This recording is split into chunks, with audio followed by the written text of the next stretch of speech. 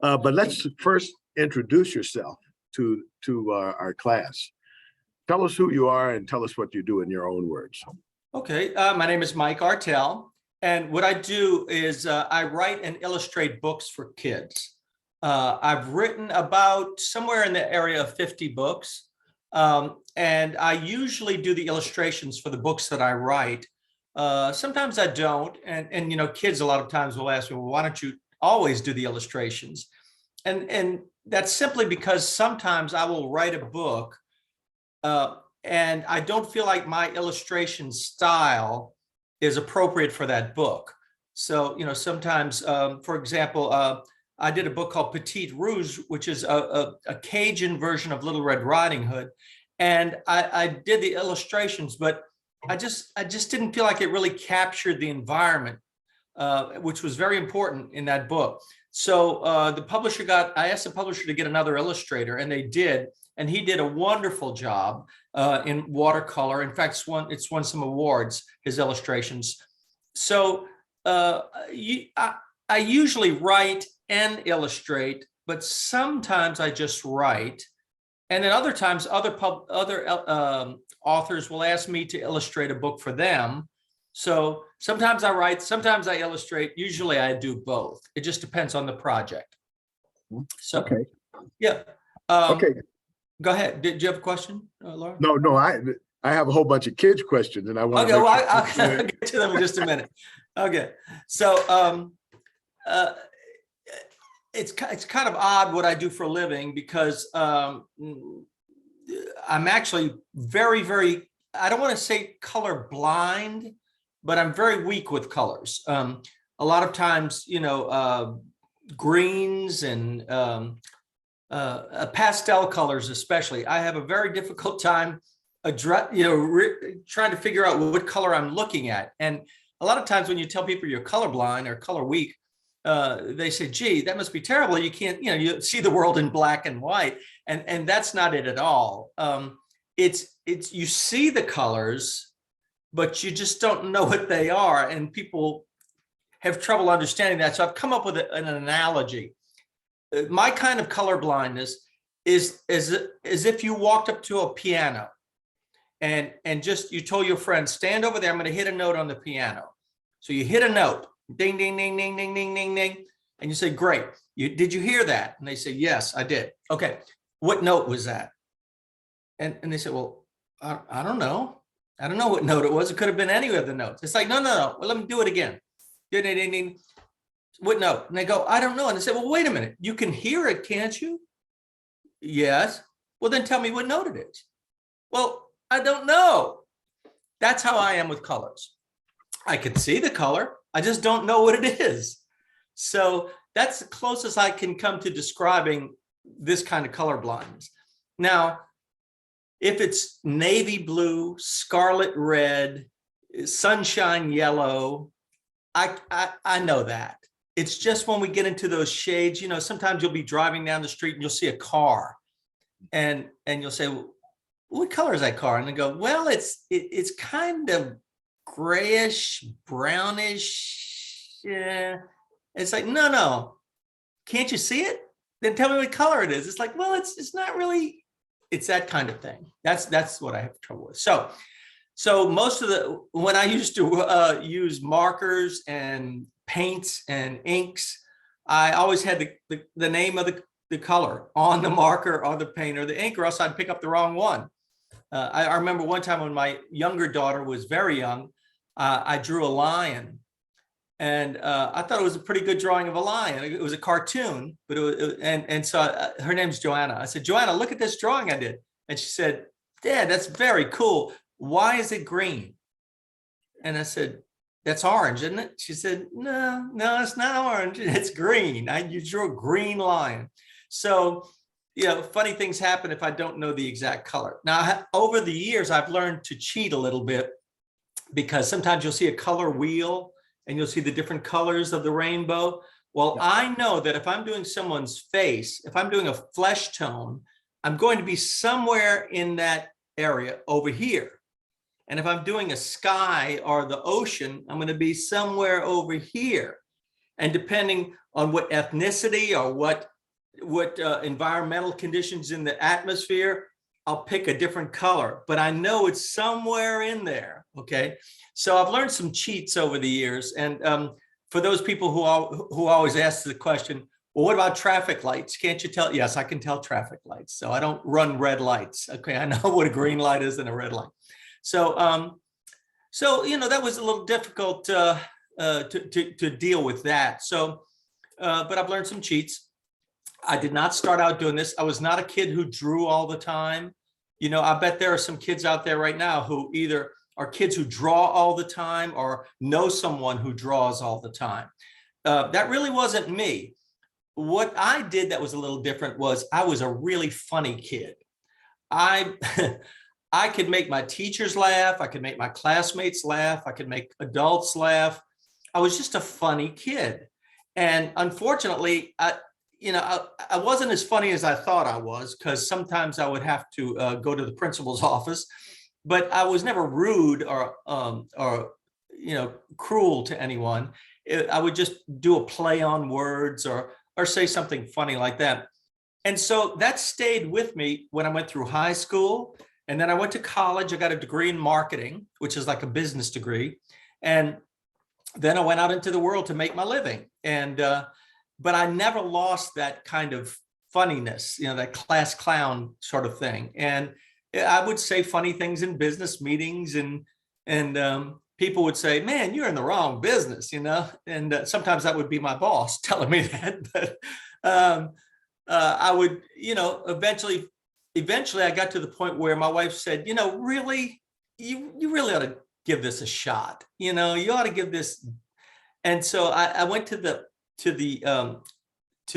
library, I guess it was, in California at the time, and I got a cartooning book.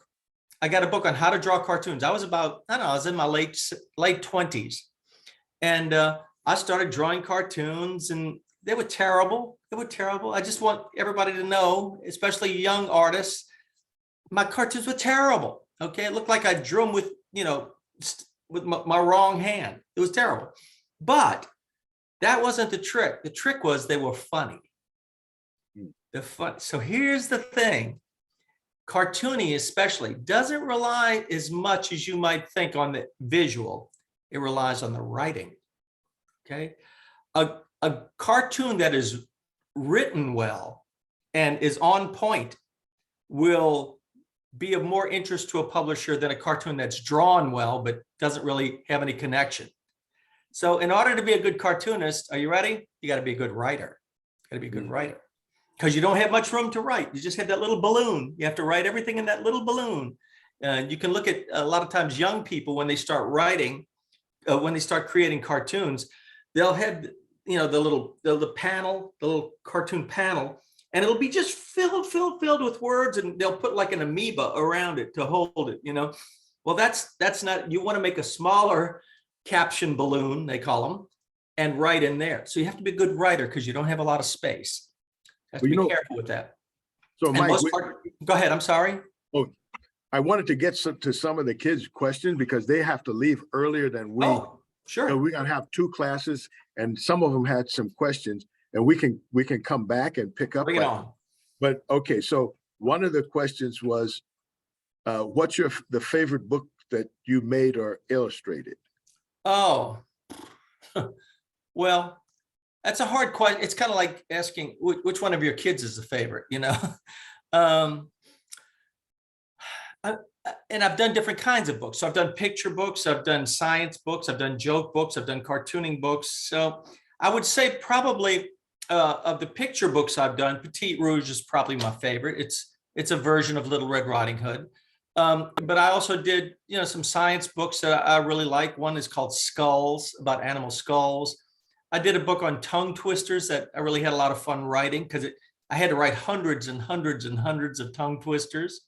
So it just kind of depends on the book. I don't have one particular book that, is my absolute favorite. So another question is, what makes you want to write children's books, or when did you start writing the books? What makes you? Well, there's no heavy lifting involved. That is one thing. So, So what do you mean by heavy lift? What do you mean by heavy lifting? Picking up a box of books is the heaviest lifting I do. No, what makes me, and I can put it briefly. It's actually a much longer answer, but the short answer is I love to make people laugh. Okay, I love to bring happiness and joy and laughter.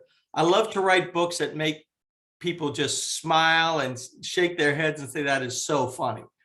That's what it's kind of like what I was doing when I was a kid, but just, I figured out a way to make a living doing it, so. And how long have you been writing or illustrating books? Oh my Lord. Let's see. The first books came out when I was about 39, I think. And okay, you ready? Because kids always, this is probably one of the questions too. How old are you? Next week, I'll be 74. I'll be 74 years old next week. Yeah. Yeah. And I expect to hear an audible gasp like, oh, you don't look 74. Yeah, thank you. That's okay. Yeah. So let's see, that was one from the last, hold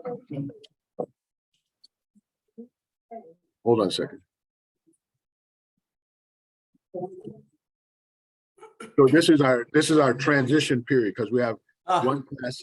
This overlaps the other our class schedules here. So okay, did we get most of that group's questions? I don't know.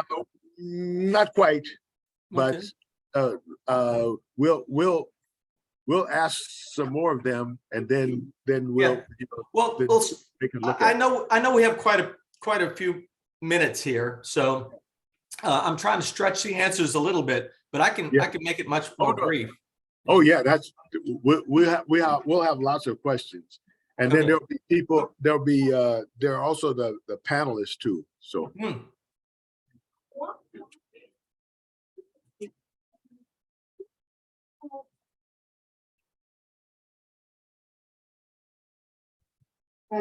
Okay.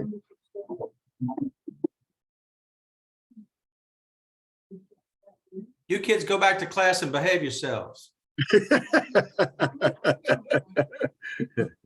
So, okay, so now we're getting some of the kids from the last class are staying. Okay. And then some of the and now we have a new set of kids that are coming in. Okay. Okay. So if you guys have questions, write them down on a piece of paper, and then we'll try to get them in. So one of the other questions is there a reason why you did the books that you did, that you wrote? That's actually that's a great question. There's a couple things that spur that on. Sometimes I will be interested in something. Like I did a book called Backyard Bloodsuckers, and it's a science book. And I was thinking about, you read about cobras and, Komodo dragons and all of these. I said, but there's right in most suburban backyards, there's bugs, and some of them will suck your blood, and so I thought it would be really interesting to and plus the title is alliterative, Backyard Bloodsuckers. It had a little marketing hook to it there. So, I did mosquitoes and fleas and bugs like that, chiggers and mites and leeches, things like that. And I was fascinated. And one of the things I really enjoy about doing books like that, of course, I'm not an entomologist. I don't know that stuff. I have to go find it out. I have to learn it. I get to talk to some incredibly smart people. One of the things I did was go to the entomology lab at Louisiana State University. And, there are people, they're in a building, in a certain area of the building, and they're hunched over a little container of bugs. It's a little creepy. Okay. So, some of these guys need to get out a little more, but they're brilliant, and they are eager to talk with you about what it is they do. So that's fascinating, to talk to really intelligent people about what they do, what they enjoy doing. I did the same thing when I did Starry Skies, another alliterative title about outer space. I got to talk to the Jet Propulsion Laboratory. And, that's one of the things I tell kids is like, if you want to learn how to do something, or you want to be good at something, man, shoot for the stars. Go for the person you can get in touch with who is the very best at it. Do not just ask your friends how to do it. There are people out there who are incredibly talented at what they do, whether it's music or sports or math or crafts or any artwork, anything. And so find the person who's the best. And usually people who are really good at something are delighted to talk with people about it, especially talk with kids about it. Yes, that's what I found too, is that many people are really willing to share what they do with young people, but there seems to be a kind of an invisible barrier between older and younger people that makes Sure. older people think, oh, those young people don't want to talk to me, and the young people feel like, oh, they don't want to spend any time with me, when both of them want to talk to each other. That's something I'm always shocked at schools. And I did a book called Rock Your Read Alouds, and it's a professional book for teachers and media specialists as well. But the idea was, it's not just your voice when you're doing a read aloud. There's a lot more to a read aloud than just that. But I tell them, look, you have got resources in your community that are eager to help, and especially retired people. These are people who, you're studying insects, you're studying bees. I guarantee you there's a beekeeper somewhere in your community who would be delighted to talk with the kids. But schools are reluctant, to do that. And, it's like, well, I don't want to bother them. It's like, man, these people, and I tell older people too, hey, go volunteer. These kids would love to hear what you have to say. And you're right. There is a barrier that has to be overcome there. Both sides are reluctant. So, right. Another question I thought was quite intriguing is, do you ever feel like making your own books sometimes? Funny you should say that. Yeah. Well, yes, the publishing business has changed dramatically in the last 10 or 15 years. And especially with the advent of Amazon's Kindle books and self-publishing in general. And I have created some of my own books, published them myself, but I didn't do it initially. I had some credibility with, publishers like Penguin and Dial Books, and with some legacy publishers, New York publishers, and I had an agent in New York. So I had some momentum in that direction. I had some success with the traditional publishing. But what I found out was I'm doing so many school visits, and a lot of my books get sold when I do a school visit, much more than in bookstores, So it's like, well, shoot, I'll just publish this myself. I can do this, because if you think about it, what a publisher is supposed to do is edit your book and publish it and then distribute it. And that's the trick. The distribution is the trick. But publishers are much more interested in publishing J.K. Rowling. Right. But tell us, these are seventh graders. Tell us what distribution in the book business. Oh, sure. Like, okay. If you're a seventh grader and you've got an idea for a book, you can write your book and you can draw the pictures, and you can take that paper and you can go down to a quick print shop, or, FedEx, or Kinko's now, or something like that, or a local printer. And you can hand them that and say, please bind this for me and create a hardcover, or at least a paperback cover, and bind it and make a book out of it. Hold on one second. Binding is sticking the book all together, making it, all those pieces of paper, into one thing. That's what binding is. Okay, go ahead. It's like being at the United Nations. Yeah, exactly. Lawrence interpreting what I'm saying. Exactly. Thanks for the help. Okay. So you put the book together and you have a book, and that's great. Now, what are you going to do with that book? How do you let people know that you have a book? Okay. So that's the trick, is letting lots of people know that you have a book, and then making it available to them, a place where they can buy it, either online or in a bookstore. Okay. That the act of sending your book to different places to be sold is distribution. Okay. And that is very tricky because bookstores have way more books than they need. Okay. So it's like there's this much demand for the books and that much supply. Okay. So there's way more than people could ever buy. So what happens? A lot of good books never get seen by the public. Okay. So how do you get seen? Well, you get a podcast, you get a YouTube channel, you get on TikTok, you get on Instagram and Snapchat, and you spread the word. You spread the word. Okay. That takes a lot of work. Now, a lot of times people who are very creative, they don't want to do that. It's like that.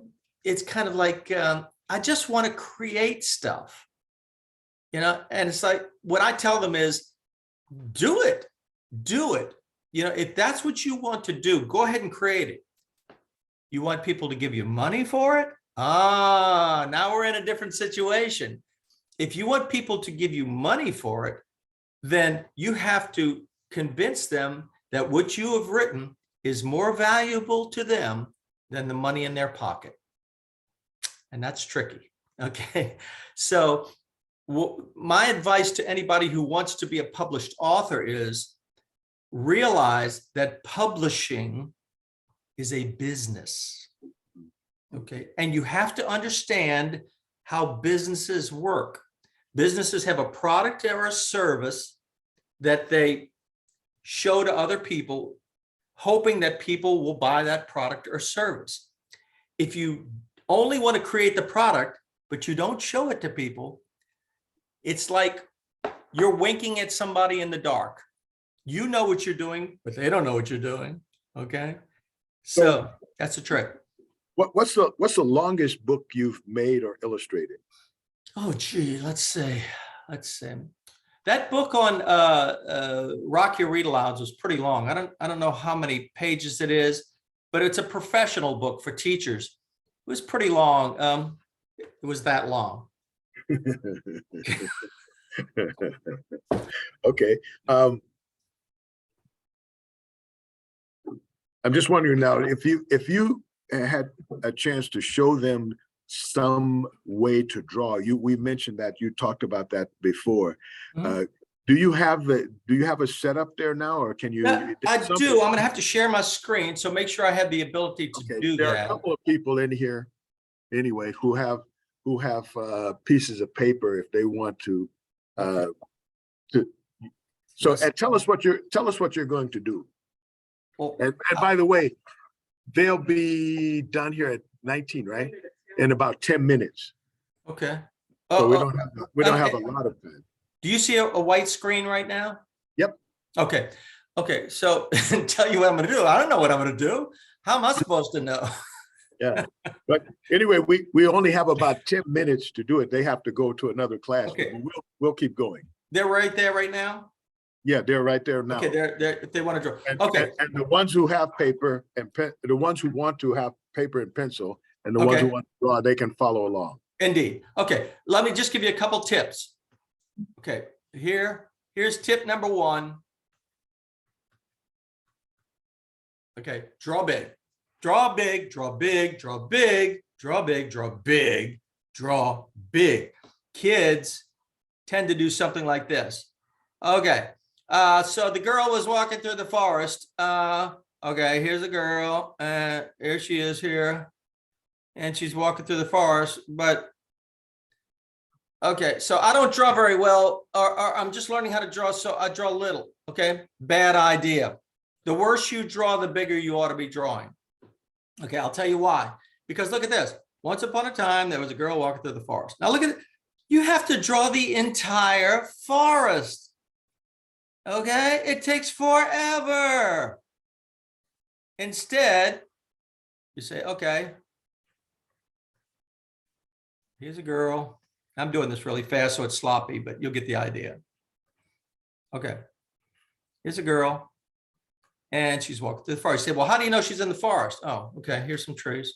Okay, there. Okay, now see the difference? If I'm gonna try to add color to this little girl right here, I'm gonna try to get her hair one color and her face another color.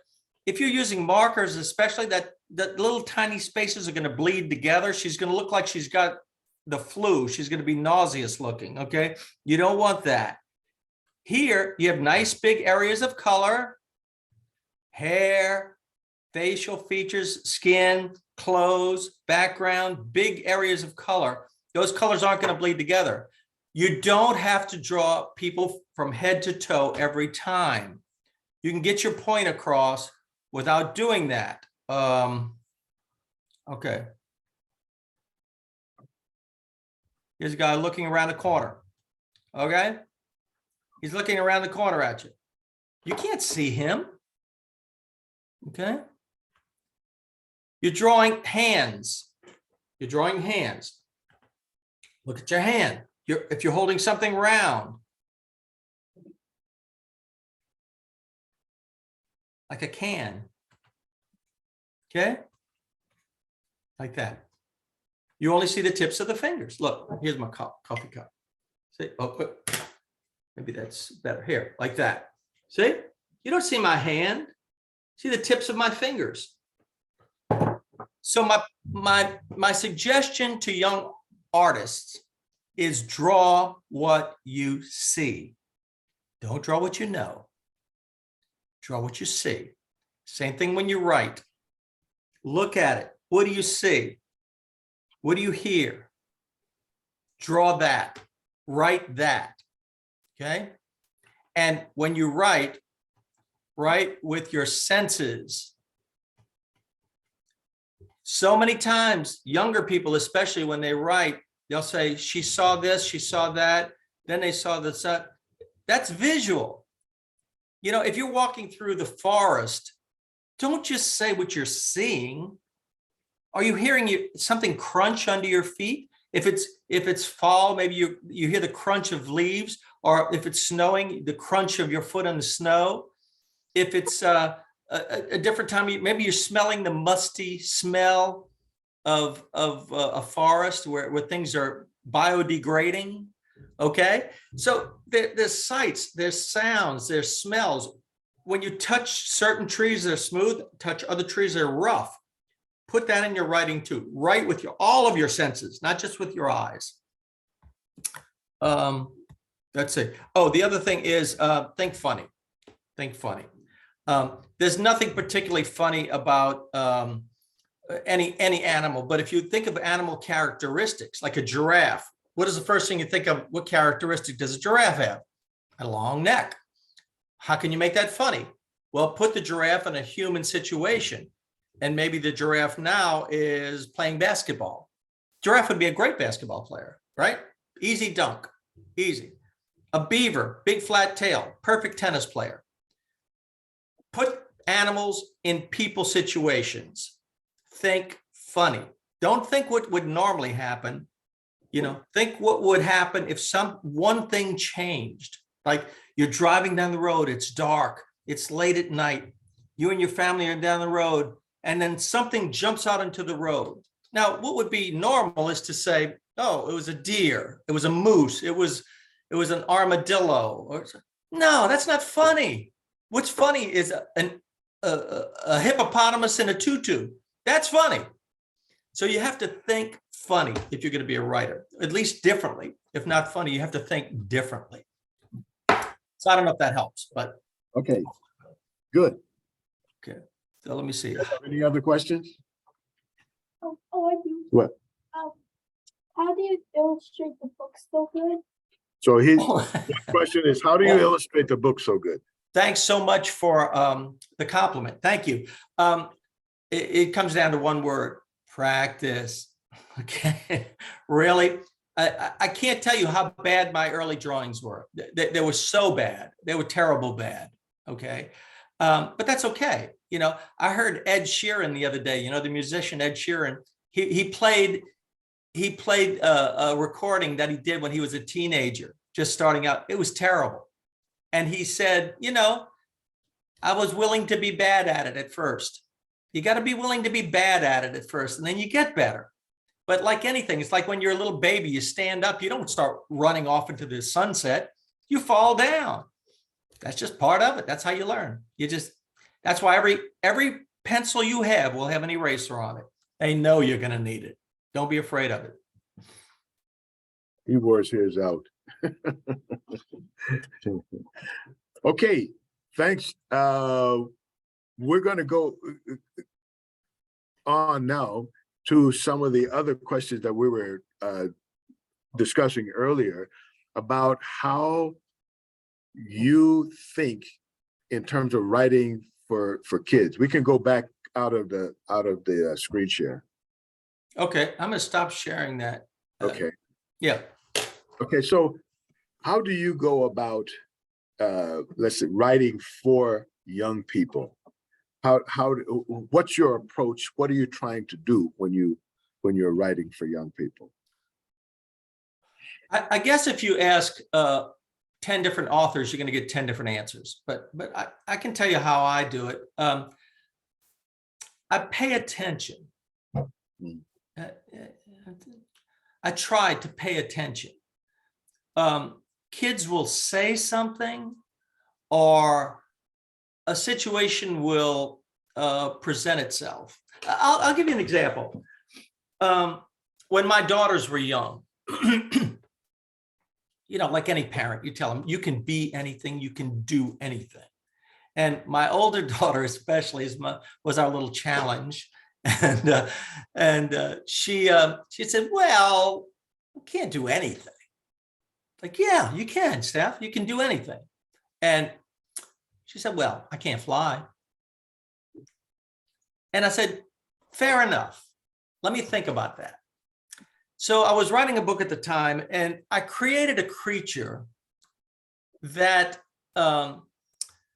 the line in the book was, it was all these different weird creatures, and it said floops, F-L-O-O-P-S. Floops try to fly, though they can't, but they might. Okay. And what this was this big, gigantic ball of a creature with a little bitty bird kind of beak and little tiny wings.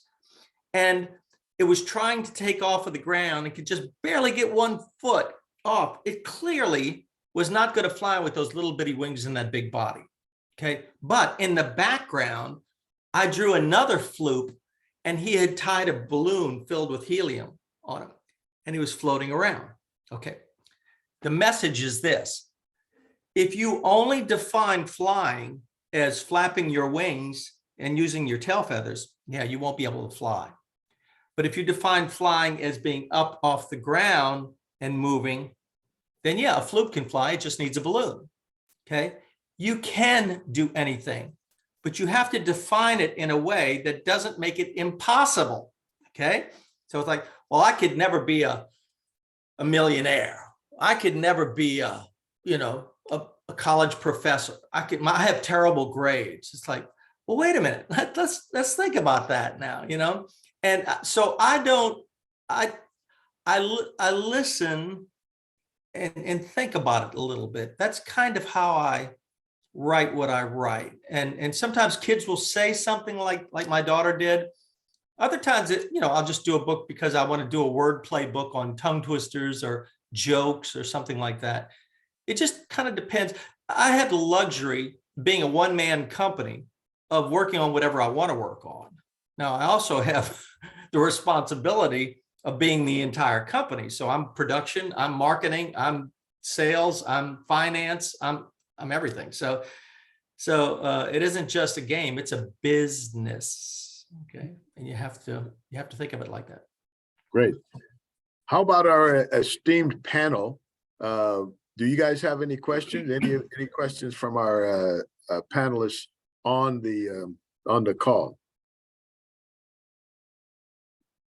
I can't see all of you, so you'll have to unmic yourself.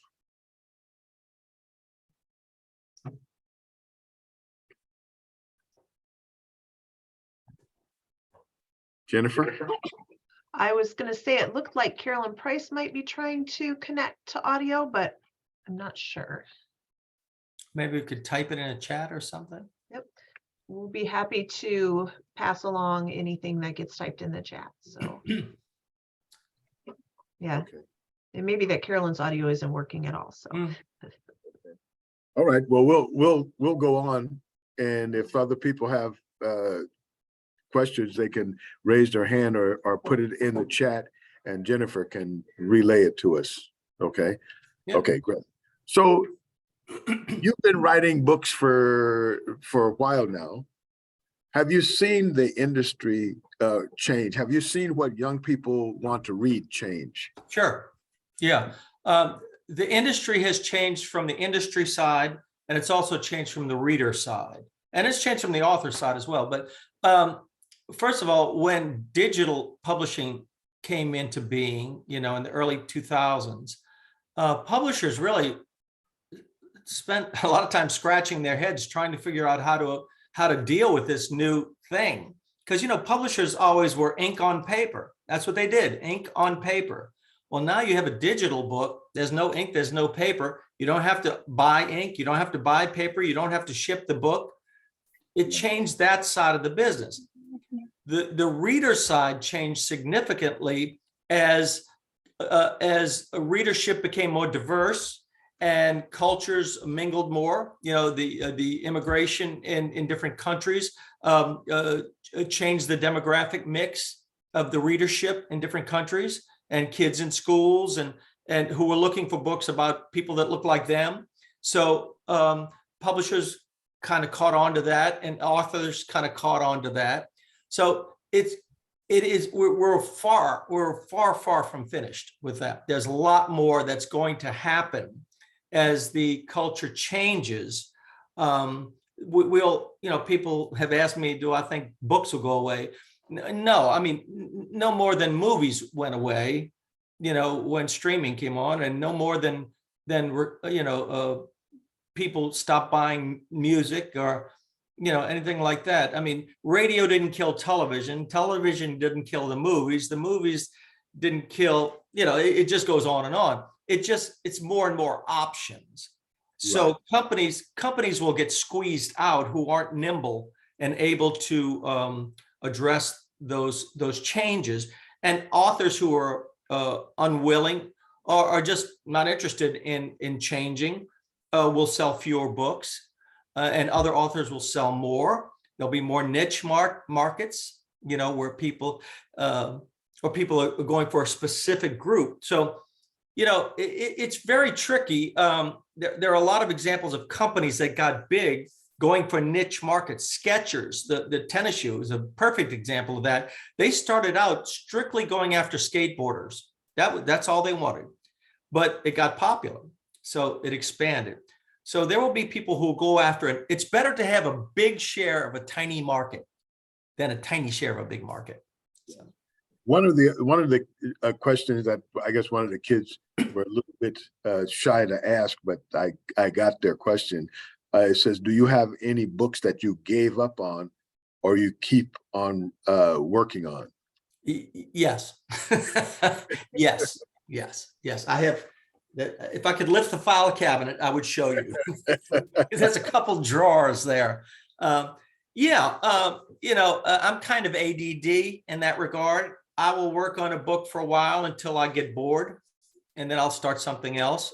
I always have several projects going on at once. All of you people here in this group are too young to remember the Ed Sullivan Show, but there used to be a man who had these sticks with plates on the top, and he would spin the stick and the plate would spin, and then he'd spin another one, and he'd have like 6 or 7 of these, and then all of a sudden you'd see the plate going slower. It was about ready to fall off, and he would run over there and spin it again. And so he was constantly moving back and forth. That's kind of how I work. I'll work on this, I'll work on that, I'll get bored, I'll stop, do another one, start something new, throw one out. It's just, I find it keeps me interested, and keeps me energized. One of the other questions is, do you put any of your own feelings in the books that you write? Oh, sure. Have to be careful. Because once again, even though I'm writing, I'm the author, and author and the word authentic come from the same root. Okay, so you have to be authentic to be an author. Okay, but I understand I'm writing for an audience. Okay, so I often make the comparison between writers and musicians.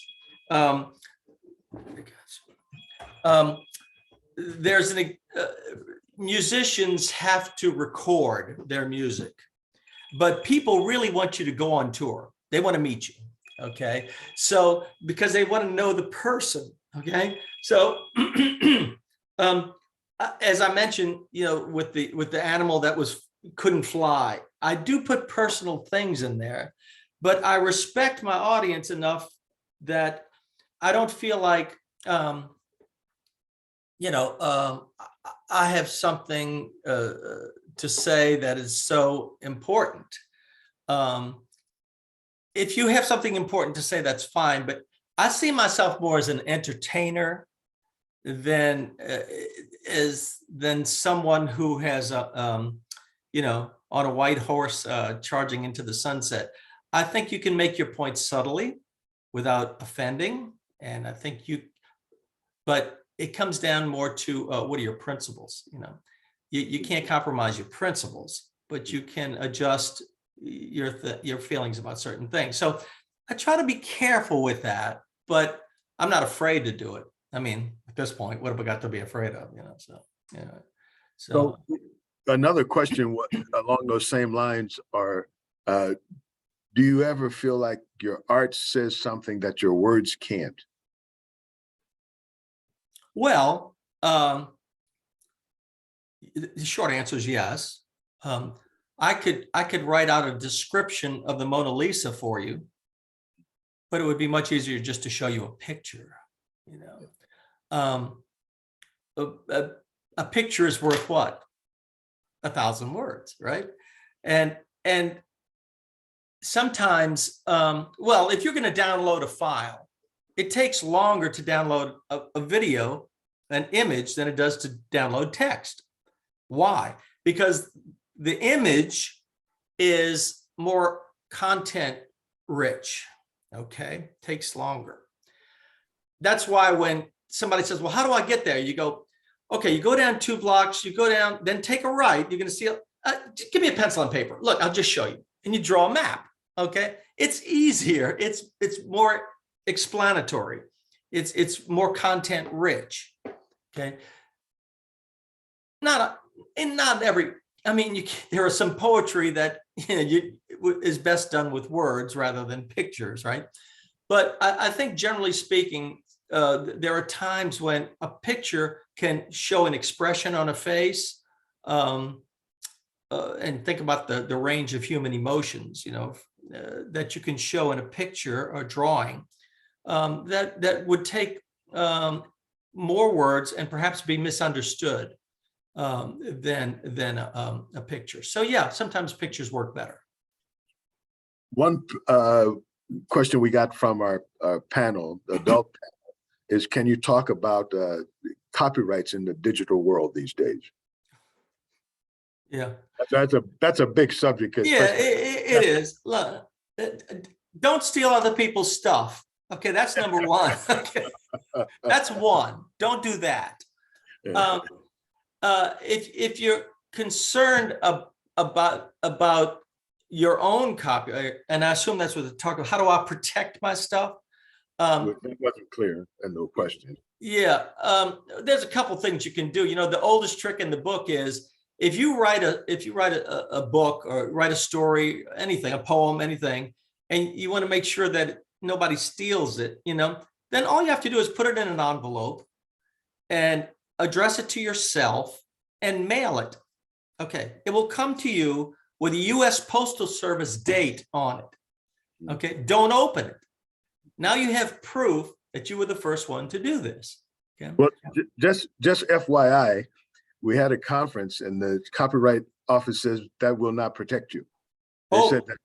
They said that in a court of law, if somebody challenges that, the only thing that can protect you is actually a copyright. Oh, well, okay. If that's the case, that's news to me. Okay. This new copyright law changed a lot of things. Okay. And well, that's good to know. They said if you want actual protection, you have to have the copyright. However, technically, when you write something, it's already, when you create something, it's copywritten under the new Who said this? Who was the person? Copyright Office, the U.S. Copyright The Office. people who sell you copyrights said this? The U.S. government copyright people. Okay, US right. government copyright Yeah, people. yeah, I'm not they're so at sure about office. that. Okay, well, you can look on their website. Yeah. They have it. They Oh, showed us. on I their believe website. that they think it's true, but I'm just not sure it's true. But Yeah, okay, anyway. it doesn't really matter because here's the trick. Nobody's going to steal your stuff. Okay. Yeah. No, who's going to steal your stuff? Another writer, Then what are they going to do with it? Somebody could steal it from them. I mean, sometimes that, I guess creative people, it's so hard for them to do the business side of it sometimes, and they will come up with a million reasons why. I know a brilliant writer who is very reluctant to do it because it's like, I don't have a college degree. It's like, well, neither does Bill Gates or Mark Zuckerberg, but they make a pretty good living. What do you think? No publisher ever asks you, where did you go to college? They don't care. Okay, that is an excuse. And writers will drink coffee or do almost anything rather than do that part of the business. And I know I sound cruel and unfeeling, but it's a business. It's a business, Yeah. If you don't open your store till 2 PM, don't complain that you don't have any customers. Okay. You got to do what you have to do. It's a business. People have asked me, what is your inspiration? And they expected some highfalutin thing. I said, my inspiration for writing is my daughter's tuition. And I'm not kidding. I mean, I didn't have the luxury of waiting for inspiration. I wrote all kinds of stuff, jokes and greeting cards. I worked for a local newspaper. I did, you got to, so somebody's trying to get in. Shelley Arlen trying to get in. Yeah, and we're right coming up right on our 11:30 time. Did she have a quick question that we can answer before 11:30? I see three things in the chat. I don't know. Oh, really? Because I only got the one question. So can you talk about copyright in the digital world? Yeah, we did. Yeah, that's what we're just doing. Okay, yeah. And I wasn't trying to be glib about that copyright stuff. I mean, it's serious stuff. You have to protect yourself. You want to get a copyright, go ahead and get a copyright. But don't let that be the reason that you don't send your stuff to a publisher. Oh, no. Yeah. No, that's no way. But I think they were trying. Copyright law recently changed a lot. There was a whole bill in Congress, and they changed a whole bunch of things. And so there's a lot of questions and difficult to answer. Difficult to answer. This is probably flipped. I don't know if you can see that, but the blur makes it hard. Yeah, I got my screen. Let me see if I can undo the background. Okay. So it's the Children's Writers and Illustrators Market. It's a thick book. It has hundreds and hundreds and hundreds of places to sell your work, and it gives you all the scoop on who to send it to and all that. And it also has information on copyrights and all that. So I recommend, check with your library. Libraries often have a copy of this in their reference area, but because it's like $30 or something. So don't go out and buy it until you see if your library has a copy. Yeah. But it'll give you all the information you need. All right. Well, we're right at 11:30, and unfortunately, we got a kind of a late start with our technical difficulties. But thank you so much, Mike, for joining us. And the kids seemed animated because they actually wrote out questions to send us, so that was a good thing. It's always good to connect with young people. Thanks, everyone, for joining us, and we'll see you next time. Same time, same station. Kobe, thank you. Jennifer, good seeing you again. You take care. Thanks, everybody. Bye.